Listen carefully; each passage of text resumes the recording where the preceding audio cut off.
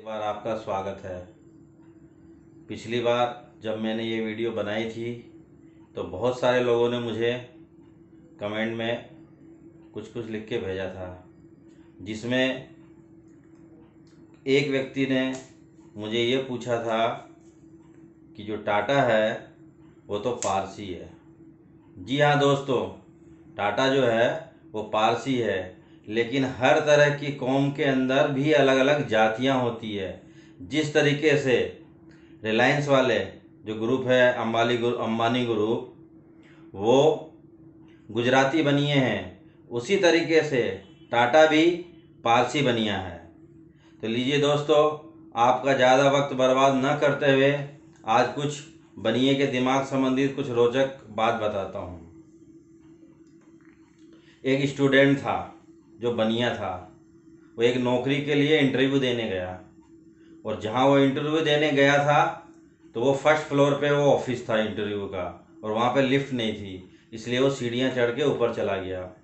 थोड़ी देर वेट करने के बाद में इंटरव्यू के लिए जब उसका नंबर आया तो अंदर इंटरव्यू करने के लिए 3 लोग बैठे हुए थे। तीनों काफ़ी एजेड थे। तो उन तीनों ने जो भी इंट्रोडक्शन होता है वो करने के बाद में उस बनिए स्टूडेंट से पूछा कि बताओ, तुम अभी जैसे ऊपर आए हो सीढ़ियाँ चढ़ के, तो तुम हमें बता सकते हो कि यहाँ पे कितनी सीढ़ियाँ थी। वो बेचारा एक बार तो एक सपगा गया, क्या सीढ़ियाँ कौन गिनेगा। लेकिन वो बनिए का दिमाग था ना उसके पास, तो क्योंकि बनिया स्टूडेंट था वो, तो उसने बोला सर, अगर आप लोग बुरा ना मानो तो मैं एक सवाल आप लोगों से पूछना चाहूँगा। यदि आप लोग उस सवाल का जवाब दे दोगे, और बिल्कुल जनरल सवाल है, तो अपने आप आपको मेरे को जो आपने सवाल पूछा था उसका जवाब मिल जाएगा। तीनों बहुत सज्जन आदमी थे, उन्होंने बोला चलो पूछो। तो बनिए ने जो था विद्यार्थी, उसने उनको पूछा कि सर, उम्र के हिसाब से आप तीनों को की शादी हो चुकी है? बोला हाँ हो चुकी है। और तीनों की ही शादी हुए हुए कम से कम 10 से 20 साल हो चुके हैं? बोला हाँ हो चुके हैं। और 8-10 घंटे आप लोग 24 घंटे में से अपने घर में जरूर रहते होंगे अपनी फैमिली के साथ में? बोला हाँ, सब फैमिली के साथ में रहते हैं।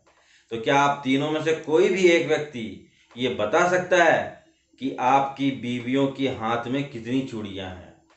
यदि आप ये बता दोगे तो मैं भी ये बता दूंगा कि यहाँ पे कितनी सीढ़ियाँ हैं। वो तीनों जो इंटरव्यू करता थे वो समझ गए कि यार वास्तव में इसके अंदर बहुत दिमाग है। आज स्थिति ये है कि उन तीनों के साथ में वो भी इंटरव्यू लेता है लोगों की। तो ये है दोस्तों बनिए का दिमाग। अब दोस्तों एक आपको और किस्सा सुनाता हूँ। एक कॉलोनी के अंदर एक बनिए की किराने की दुकान थी, छोटी मोटी। और एक दिन अचानक से उसके दुकान के सामने ही बहुत बड़ा डिपार्टमेंटल स्टोर खुल गया, और उस डिपार्टमेंटल स्टोर वाले ने अपने दुकान के बाहर एक छोटा सा बोर्ड लगाया कि देसी घी 500 रुपये किलो।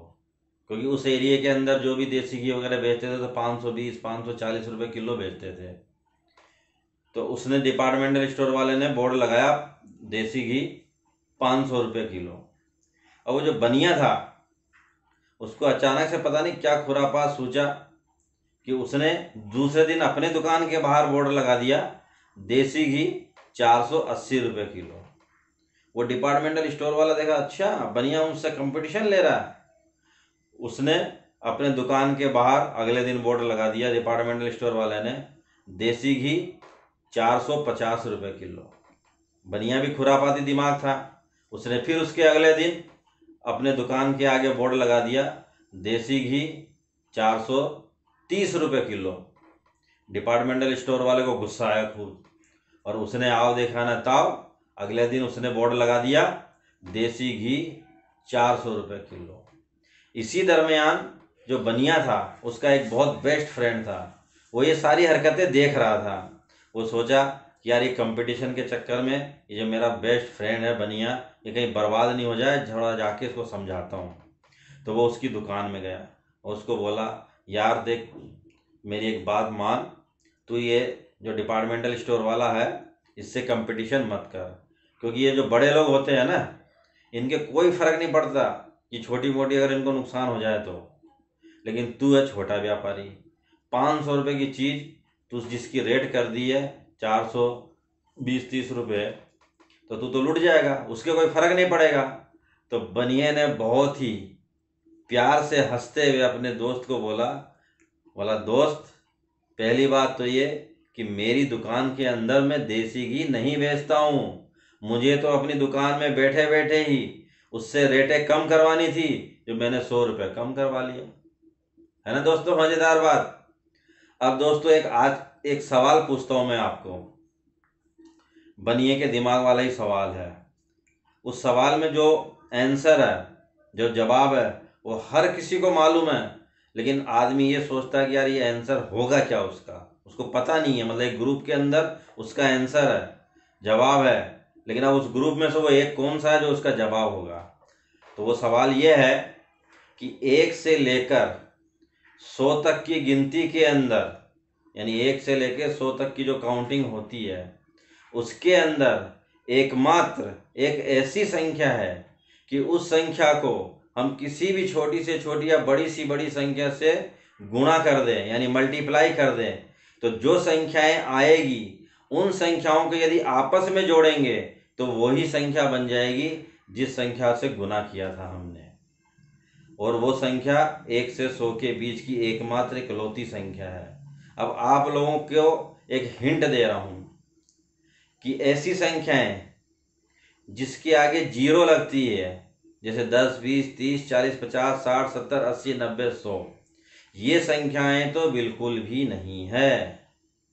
तो दोस्तों अब देखता हूं कि आप लोगों में कितना दिमाग है। जल्दी से जल्दी इस सवाल को सॉल्व करके और मेरे कमेंट बॉक्स में जवाब दीजिएगा। और अगर ये मेरी पहली बार आप वीडियो देख रहे हैं तो इस वीडियो को, मेरे चैनल को सब्सक्राइब कीजिएगा और लाइक कीजिएगा। धन्यवाद।